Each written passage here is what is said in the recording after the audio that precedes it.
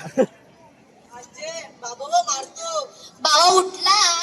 ये देवा ये. मेला देवा दिवसभर मोबाईलच असतो. बाबा आटप आणि पटकन शाळेत जा बघू. आजे बाबारा मला मोबाईल बघायला देत नाही. ए दे रे ना मोबाईल का मोबाईल.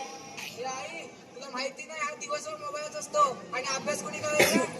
तर माहिती मोठा तू काय अभ्यास करून दिव लावलंस ते मोठा मला सांगतोय. सकाळचा जातो त्या सिक्युरिटी गार्डचं काम करतो आणि संध्याकाळी त्या राजकर्त्यांच्या मागे दादा करत असतो आणि मोठा मला सांगतोय. ए आई मुलाच्या समोर तुम्हाला काही पण बोलू नको सांग. आबा तू करतोस तरी कसा. आजे बाबाला व्हॉट्सअपवर कोणीच तरी बोलत असतो. आई आली की मी सांगणार आहे. एक गदड्या त्या बायकोला तिथं माहेरी पाठवलंस आणि इथं व्हॉट्सअप वरती चॅटिंग की फॅटिंग करतोय. आई मी असलं काही करत नाही. अरे भावा हा घे मोबाईल पण तोंड गप्प ठेव. ते बायकोला पहिलं बोलून घे. ते मला सगळी काम करायला लागतात. बोलून घे पहिलं बायकोला. आई तो येऊन दाखवतोय मला. माझा नातू आहे तो करू दे. काय आजकालची मुलं बापाच्या पुढची आहेत. आला घेऊन हुशार आहे तो. गंमत झाली माझी काली कोंबडी बालंत झाली. काल गंमत झाली माझी काली कोंबडी बालंत तिला रे गड्या 4 पिल्ल झाली माझी काली कोंबडी बालंत झाली.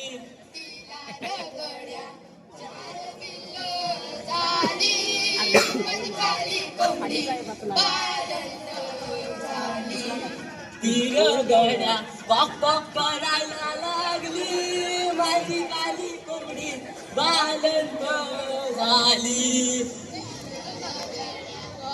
करायला माझी काली कोंबडी बालंत. तुला मेले नाचतोस काय. वाघमारे मॅडम आल्या. अरे आपली शाळा आहे की प्राणी संग्रहालय. बघ ना ते वाघमारे मॅडम ते मगर सर त्या कोल्हे मॅडम ते लांडगे सर.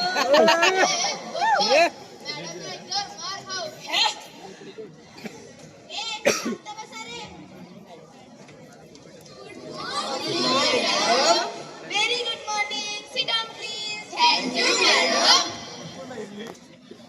चला आता आल्यासारखी मला हजेरी दे बघू. आरुषी.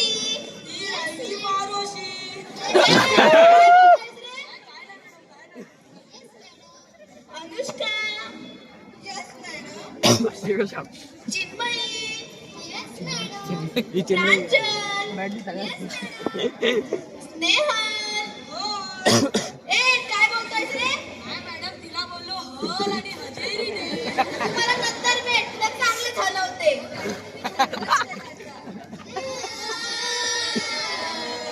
गप्प बसा रे. Archit. Yes madam. Present madam. Prashik. चला आता आपण या धरणात सविनय कायदेभंगाची चळवळ. काय बोलतोयस रे. आणि तुझी वाटत कमी आहे काय. आता तो पहिला पानावर गांधीचा फोटो आहे ना. त्या खाली 1920 ते 1947 हा गांधीजींचा भारतातील कालखंड दिलेला आहे. आई शपथ मला वाटलं व्हॉट्सअप नंबर आहे. बघितलं ना कशी कार्टी येते. नुसता मोबाईल सुचतोय. त्या काळात व्हॉट्सअपवर काही नव्हतं रे. फेसबुक इंस्टाग्राम स्नॅपचॅट होते.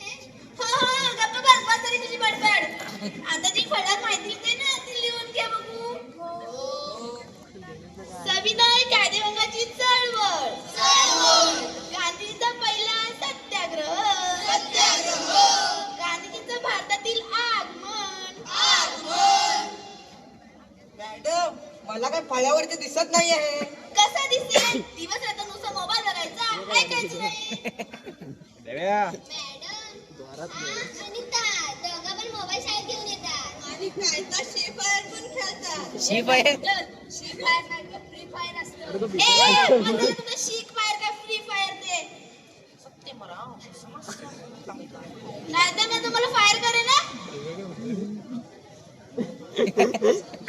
देवा खाली बस काय झालं पुढे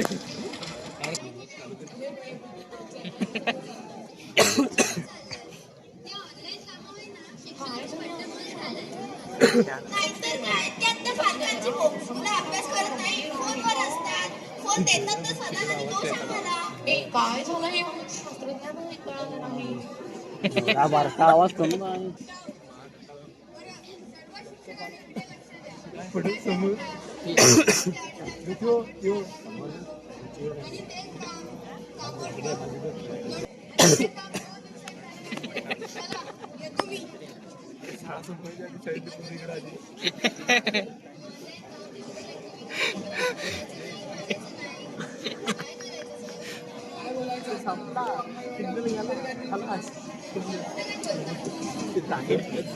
ऑनलाईन सुद्धा खूप आहे आणि माझी मुलं सुद्धा अभ्यास करतात.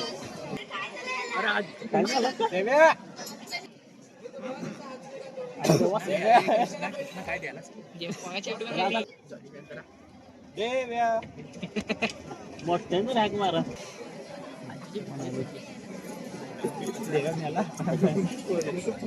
असं ते फुटल्या काय झालं माझ्या भावाला.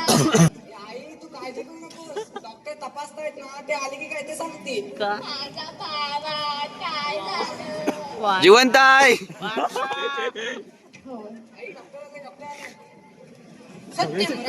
समस्या फार गंभीर आहे. डॉक्टर सांगतायत ना. काय झालं माझ्या भावाला. हे आजार मोबाईलमुळे बळावत आहे. डिजिटल आय स्ट्रेन मणक्यावरील ताण कशाचा नाद. ओ कमी झोपवायची चिडचिड सारखी चिडचिड नाहीतर काय खेळायला पण तेच करतो मोबाईलमुळे बळावत आहे. आई तुला सांगत ना, त्या जास्त मोबाईल देऊ नकोस. ऐकलीस नाही तू माझं. माझं चुकलं रे चुकलं. मला तुझं ऐकायला पाहिजे होतं. चुकलं रे. आता त्याला इंजेक्शन दिलेले आहे.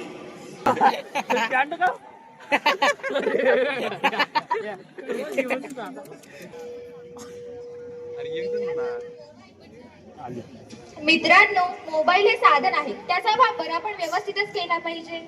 मोबाईल हा शत्रू नाही, शत्रू वापर. डोळ्यांचा नंबर वाढतो. मेंदूच्या विश्रांतीचे चक्र बिघडते. ताण व चिडचिड वाढते. एकाग्रता कमी होते. आयुष्याचा रिदमच बिघडतो. शरीर जड होतं. मन थकतं. डोळे कमजोर होतात. भविष्यातील आपली चमक मंद होते.